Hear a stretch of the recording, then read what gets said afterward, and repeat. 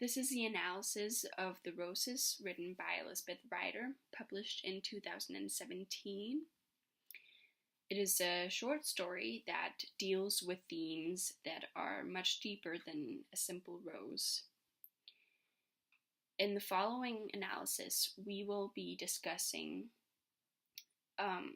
themes, characters, setting, point of view, imagery, the title, and lastly, structure and language.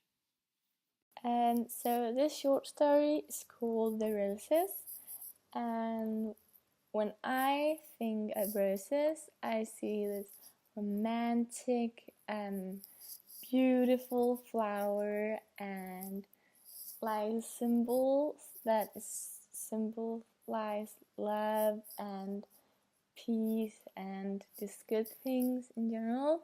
But this story I'm more focused on the darker sides of a rose, like the fact that they have thorns that can hurt you, and a lot of roses actually are darker colored.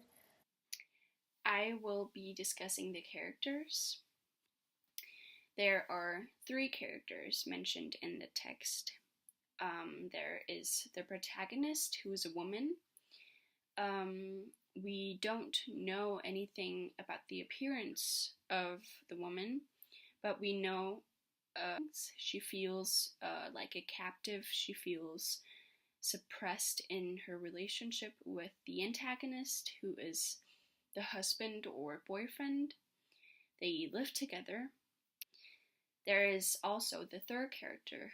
In the end of the text, there's mentioned a daughter when the protagonist, the woman, leaves the husband or boyfriend, moves to a different home, and there she lives with her daughter. So I'm gonna start with talking about the setting, and the setting in this short story is kind of like split into 2 halves, and in both halves there's a garden and a house. And so the first kind of like setting half, or what you can call it, the house and the garden is described with these negative words and negative colors, and she feels trapped, and she can't get out of it because the roses blocks for the door, and it grows so tall, so it like blocks for the whole house, and it fills the whole garden, and there can't come sunlight in, and so it's dark and sad in there. But then the second house and garden is the escape from the first setting, and it's described with more like positive words, and there's this brighter atmosphere to it. And the garden is a lot of different flowers instead of like in the first setting. The point of view is a first-person narrator because we see the situation from the woman's side of the story. So this story is written in a formal language. She don't cut off any words, and like she write them down as they are spelled, not as they are pronounced. And writer also they're full sentences. So yeah, they're in a formal language, and it's in a really descriptive language. Like there's a lot of use a lot of colors and adjectives. I will talk about the imagery, and I will start with the metaphors. We have 3 examples of it. The roses, the black barbed briars and brambles, and the daisy.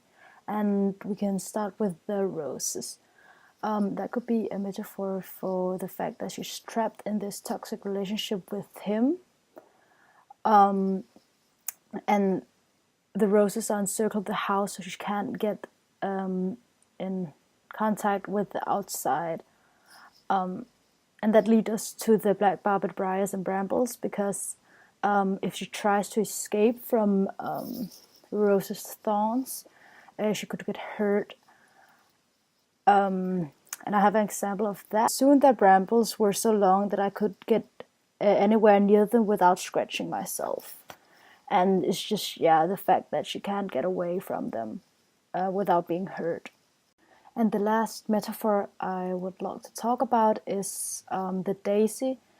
It could be a metaphor for the fact that she's pregnant or a child. I have an example of it on page 2, line 90. I found a daisy growing in a small patch of soil by the window that the thorns had left.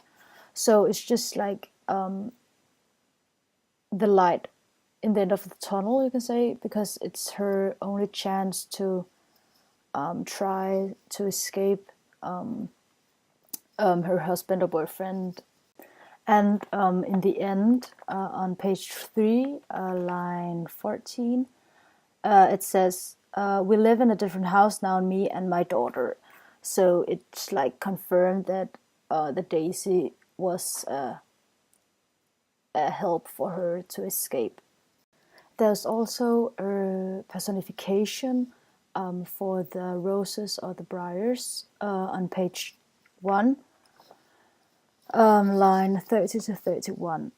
It says, I could hear them crawling along, whispering as they went. So the writer gives the briars or the roses a voice. Elisabeth Ryder also uses a lot of alliteration, like on page 1, line 13. It says black barbed briars, and line 31, Cher seems to shuffle, and the last one on page 3, line 15, it says man in the moon marigolds.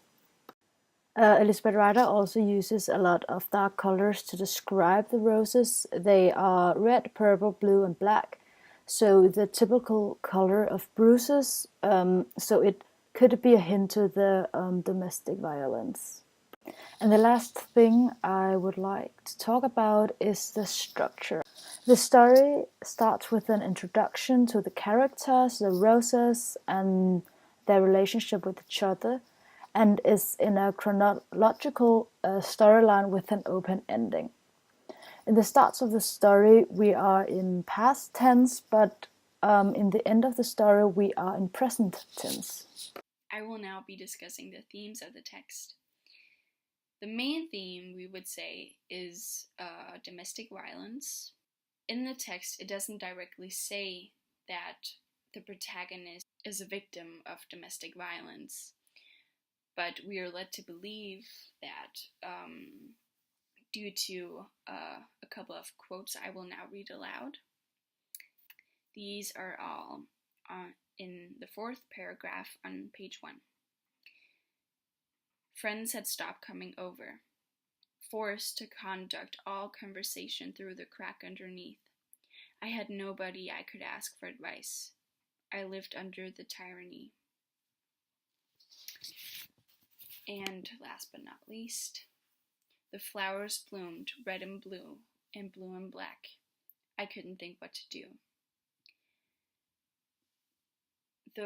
In the last quote, the flowers, red, purple, blue, and black, those are all the colors of bruises.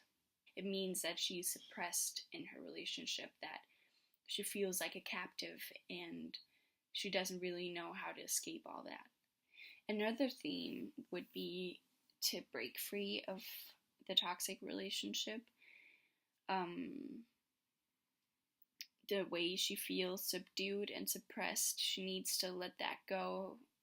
Of course, it requires a lot of courage, but she ends up doing that, which is why we think it's very important to the text that no matter what kind of situation you find yourself in, there's always a way out. You can always break free.